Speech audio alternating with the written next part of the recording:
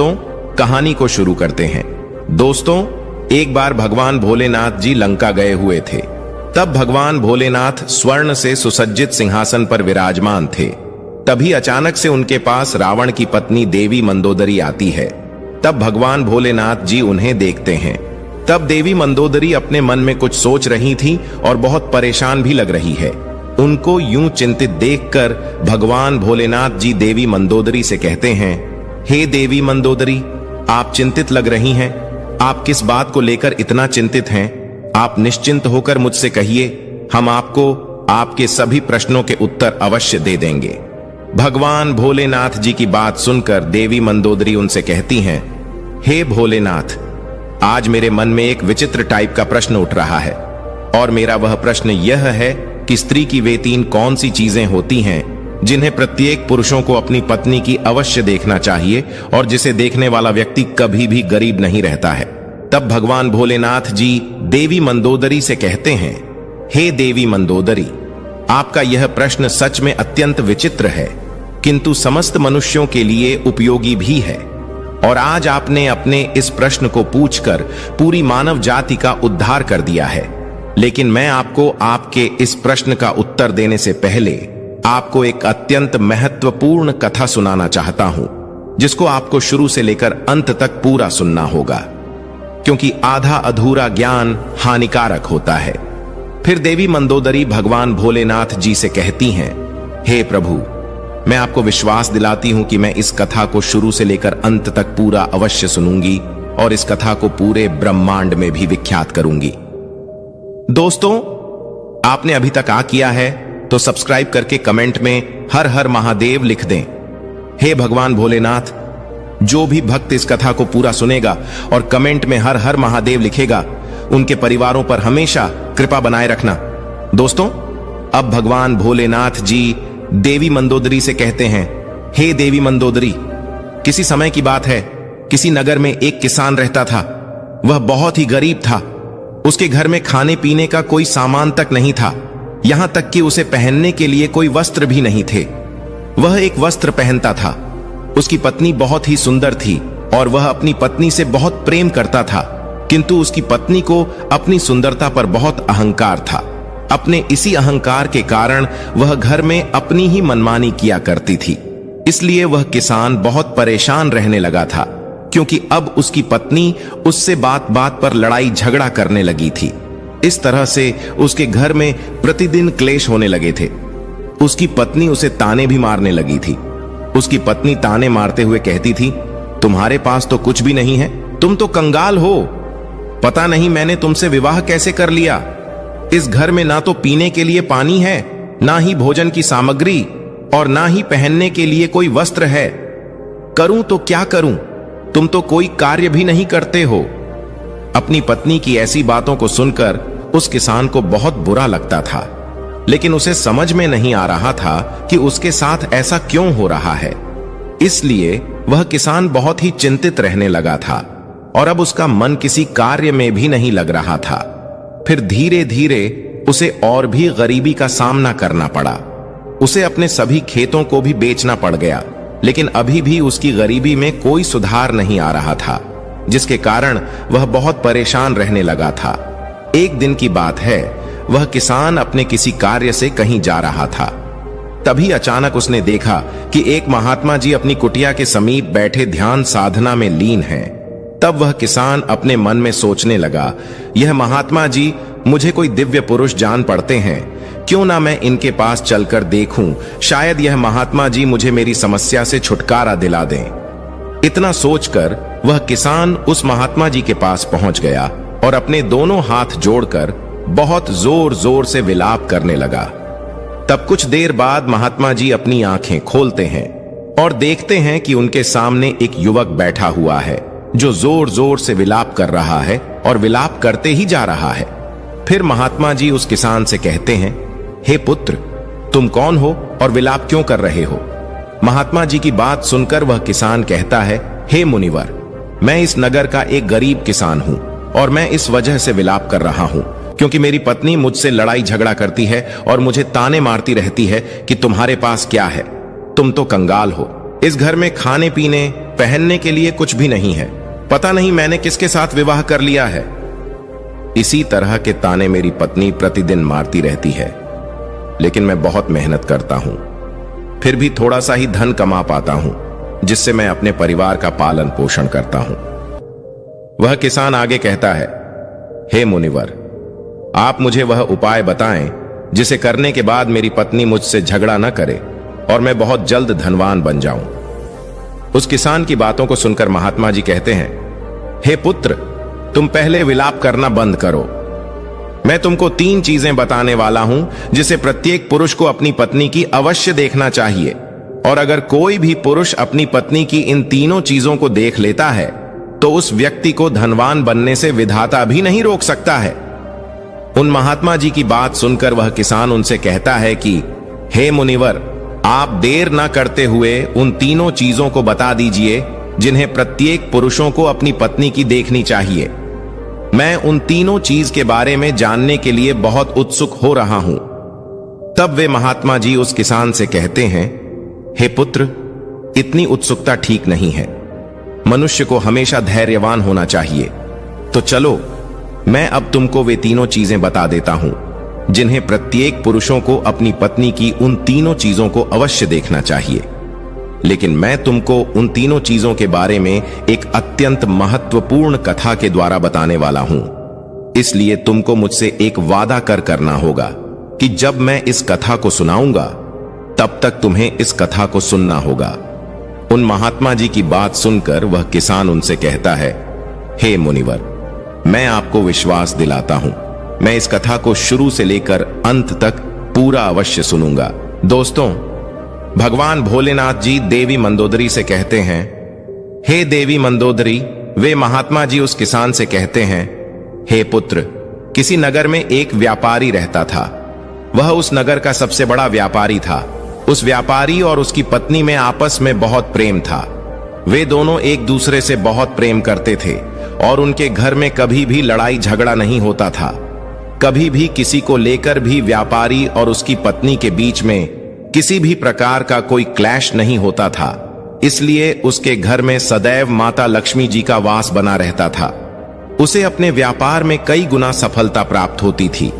व्यापारी और उसकी पत्नी के बीच इतना प्रेम था कि उसके आस पड़ोस के लोग उनके इस प्रेम को देखकर ईर्ष्या करने लगे थे, जिसकी वजह से कुछ स्त्रियां तो व्यापारी की पत्नी से बात तक भी नहीं करती थी। उसकी पत्नी प्रतिदिन संध्या काल के समय एक दीपक अपने घर अवश्य प्रज्वलित करती थी, लेकिन कुछ स्त्रियां उसे ऐसा भी करने से रोकती थीं और कहती थीं, तुम प्रतिदिन संध्या काल के समय अपने घर में दीपक क्यों प्रज्वलित करते हो? ऐसा करने से तुम्हें क्या लाभ होगा? तुम ऐसा मत किया करो।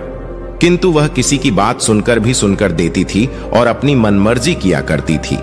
यहां तक कि वह अपने पति यानी कि उस व्यापारी की भी कोई भी बात नहीं मानती थी। वह अपने अनुसार घर को चलाती थी और वह व्यापारी भी अपनी पत्नी को किसी भी कार्य को करने से मना नहीं करता था, क्योंकि वह व्यापारी बहुत बुद्धिमान था।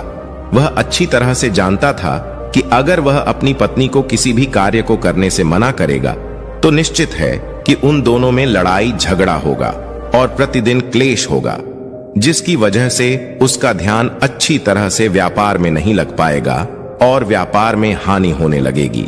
साथ ही साथ वह व्यापारी अपनी पत्नी को छोड़ना भी नहीं चाहता था, क्योंकि वह अपनी पत्नी से बहुत प्रेम करता था।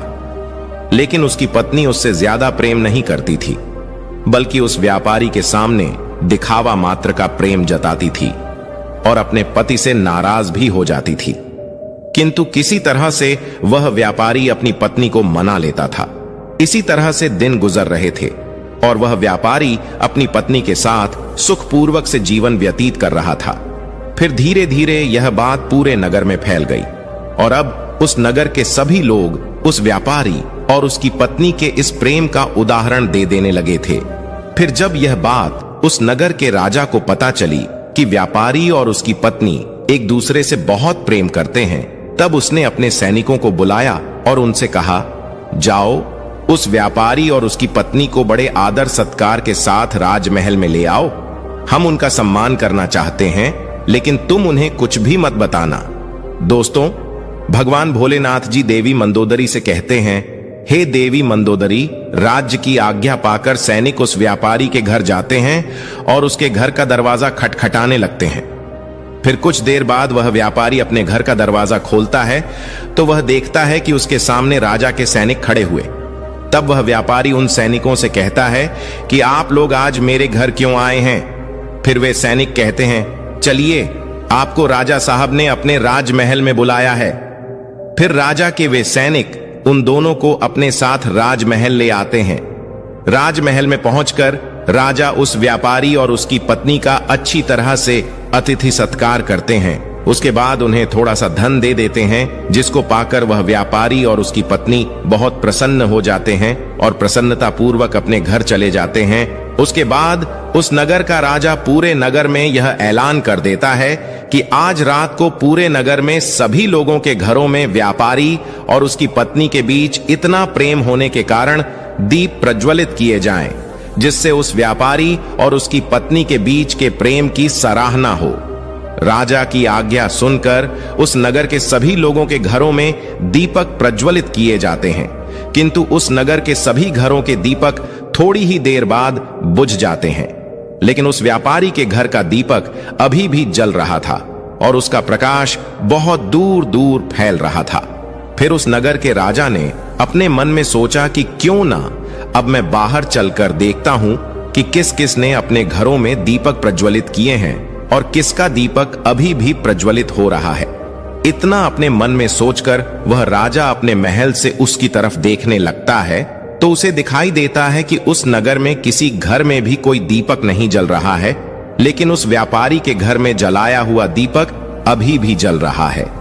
राजा अभी उस नगर की तरफ देख ही रहा था कि इतने में वहां पर उनकी रानी आ जाती है। तब राजा साहब रानी से कहते हैं, रानी जी, नगर की तरफ देखिए। नगर के सभी घरों में कोई भी दीपक अब भी नहीं जल रहा है, लेकिन अभी भी उस व्यापारी के घर में जलाया हुआ दीपक जल रहा है। इससे स्पष्ट हो जाता है कि उस व्यापारी और उसकी पत्नी के बीच में कितना ज्यादा प्रेम है, और उन दोनों के आपस में इतना ज्यादा प्रेम होने का कारण वह व्यापारी है, क्योंकि वह बहुत बुद्धिमान है और अपनी सूझबूझ से अपने घर को चलाता है। लेकिन रानी राजा की बात से सहमत नहीं होती हैं और राजा से कहती हैं, हे महाराज, मैं आपकी बात से सहमत नहीं हूं। मेरे हिसाब से इसका कारण है।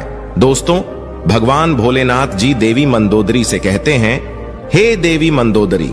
इसी बात को लेकर राजा और रानी में बहुत देर तक बहस होती है और बात लड़ाई तक पहुंच जाती है। फिर राजा और रानी के बीच में तलवार आर तक चलने लगती है, जिससे राजा और रानी को कई चोटें भी लग जाती हैं। तभी अचानक से राजा ने रानी से कहा, हम दोनों यूं लड़ाई क्यों कर रहे? क्यों ना हम उस व्यापारी और उसकी पत्नी की परीक्षा ले लें, जिससे पूर्ण रूप से स्पष्ट हो जाएगा कि उन दोनों में इतना ज्यादा प्रेम होने का कारण कौन है। राजा की बात रानी भी स्वीकार कर लेती हैं और कहती हैं, ठीक है, मैं पहले उस व्यापारी की पत्नी की परीक्षा लेना चाहती हूं। फिर राजा साहब भी कहते हैं, ठीक है रानी जी, आप जैसा चाहे वैसे व्यापारी की परीक्षा ले सकती हैं। फिर रानी कुछ सैनिकों को बुलाती हैं और उनसे कहती हैं, जाओ, उस व्यापारी से कह देना कि अगर वह अपनी पत्नी को मार डालेगा तब मैं उससे विवाह कर लूंगी और राजा साहब को बंदी बनाकर कारागार में बंद कर दूंगी। राजा के स्थान पर उसे सिंहासन पर विराजमान कर दूंगी। रानी का आदेश पाकर वे सैनिक उस व्यापारी के घर पर पहुंच जाते हैं। शाम होने वाली थी और व्यापारी की पत्नी कहीं गई हुई थी, लेकिन वह व्यापारी घर में ही था क्योंकि वह थोड़ा सा बीमार पड़ गया था। फिर वे सैनिक उस व्यापारी के घर के पास पहुंचकर उसके द्वार के दरवाजे को खटखटाने लगते हैं। तब दरवाजे खटखटाने की आवाज सुनकर वह व्यापारी किसी तरह से दरवाजे को खोलता है। तो वे सैनिक उस व्यापारी से कहते हैं, सुनिए, रानी साहिबा का आदेश है कि अगर आप अपनी पत्नी को जान से मार डालेंगे तब रानी साहिबा आपसे विवाह कर लेंगी और राजा साहब को बंदी बनाकर कारागार में डाल देंगी। फिर आपको उनके स्थान पर सिंहासन पर विराजमान कर देंगी। इस नगर पर आपका राज्य हो जाएगा। उन सैनिकों की बात सुनकर वह व्यापारी उन सैनिकों से स्पष्ट रूप से कहता है, जाइए, रानी साहिबा से कह दीजिए कि मैं अपनी पत्नी को किसी भी हाल में खोना नहीं चाहता हूं, क्योंकि मैं अपनी पत्नी से बहुत प्रेम करता हूं और अगर किसी ने मेरी पत्नी को नुकसान पहुंचाने के बारे में सोचा भी तो मुझसे बुरा कोई नहीं होगा। और बात रही रानी साहिबा से विवाह करने की, तो आप रानी साहिबा से कह दीजिएगा कि मैं उनसे किसी भी हाल में विवाह करने के लिए तैयार नहीं हूं, चाहे वे मुझे अपना सिंहासन ही क्यों ना दे दें। मैं अपनी पत्नी का स्थान किसी को नहीं दे सकता हूं। फिर उस व्यापारी की बातों को सुनकर वे सैनिक राजमहल पहुंच जाते हैं और रानी को उस व्यापारी द्वारा बताई गई बातों को बता देते हैं। उसके बाद राजा रानी से कहता है, देखा ना, वह व्यापारी कितना समझदार है। और इससे स्पष्ट हो जाता है कि व्यापारी और उसकी पत्नी के बीच में इतना ज्यादा प्रेम होने का कारण वह व्यापारी ही है, क्योंकि वह अपनी पत्नी से बहुत प्रेम करता है। राजा की बात सुनकर रानी राजा से कहती है, आप यह कैसे कह सकते हो? आपने अभी तक उस व्यापारी की पत्नी की परीक्षा तो ली ही नहीं है। फिर राजा कहता है, ठीक है, मैं आपके मन को संतुष्ट करने के लिए उसकी पत्नी की परीक्षा ले लेता हूं।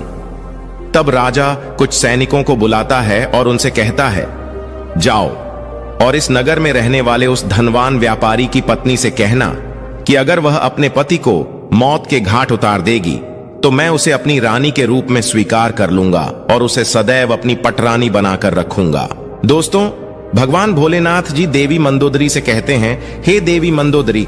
अब वे महात्मा जी उस किसान से कहते हैं, हे पुत्र, आज्ञा पाकर वे सैनिक उस व्यापारी के घर की तरफ निकल जाते हैं। और उसके घर पर पहुंचकर जब वे सैनिक उस व्यापारी के घर जा रहे थे, तब वे देखते हैं कि उस व्यापारी की पत्नी पानी लेकर आ रही है। जब उसकी पत्नी उन सैनिकों के पास पहुंच जाती है, तब वे सैनिक उस व्यापारी की पत्नी से कहते हैं, राजा साहब ने आदेश दिया है कि अगर आप अपने पति को मृत्यु के घाट उतार दोगी, तब राजा साहब तुमसे विवाह कर लेंगे और तुम्हें रानी बनाकर रखेंगे।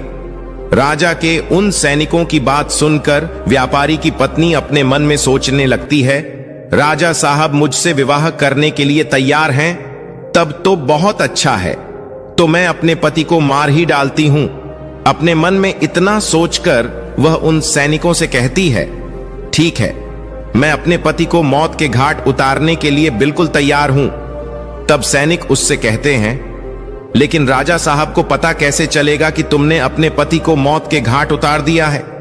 फिर व्यापारी की पत्नी उन सैनिकों से कहती है, संध्या काल के समय जो दीपक में प्रतिदिन जलाती हूं, उसके थोड़ी देर बाद मैं अपने पति को मौत के घाट उतार दूंगी और राजा साहब को संध्या काल का वह दीपक बुझाकर इशारा दे दूंगी।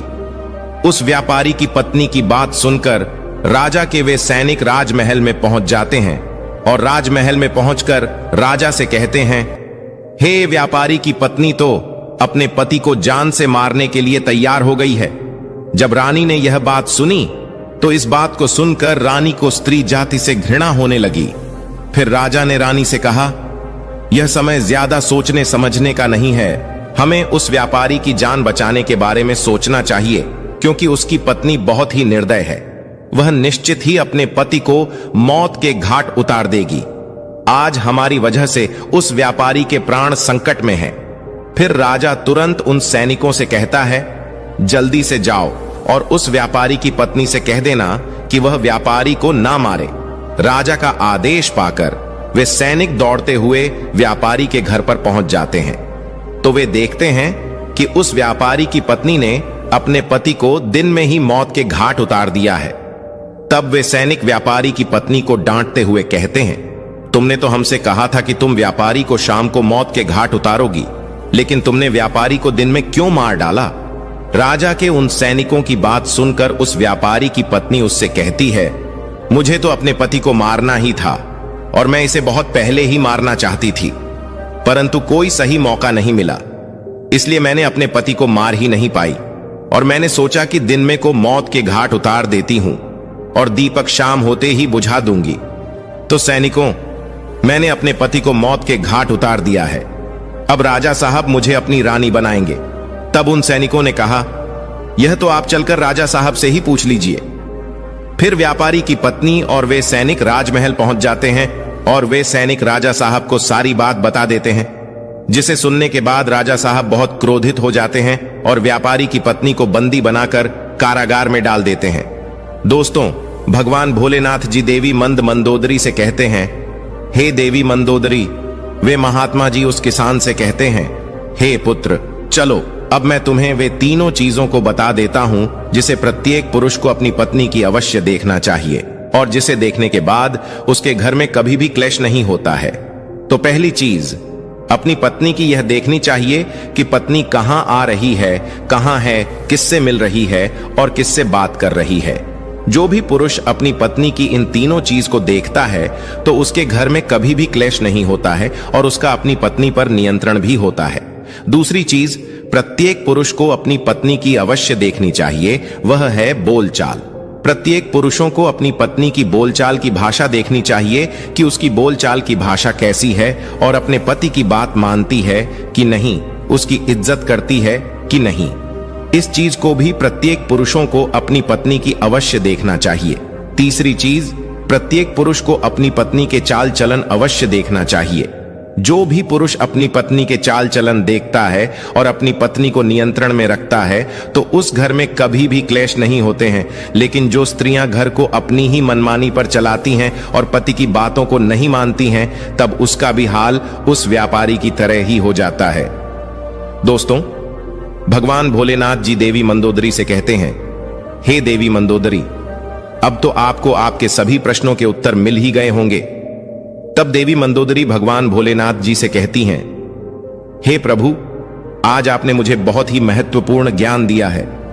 मैं आपको विश्वास दिलाती हूं कि मैं इस ज्ञान का विस्तार समस्त ब्रह्मांड में अवश्य विख्यात करूंगी। दोस्तों, आपको यह कथा कैसी लगी? मुझे कमेंट करके अवश्य बताइएगा।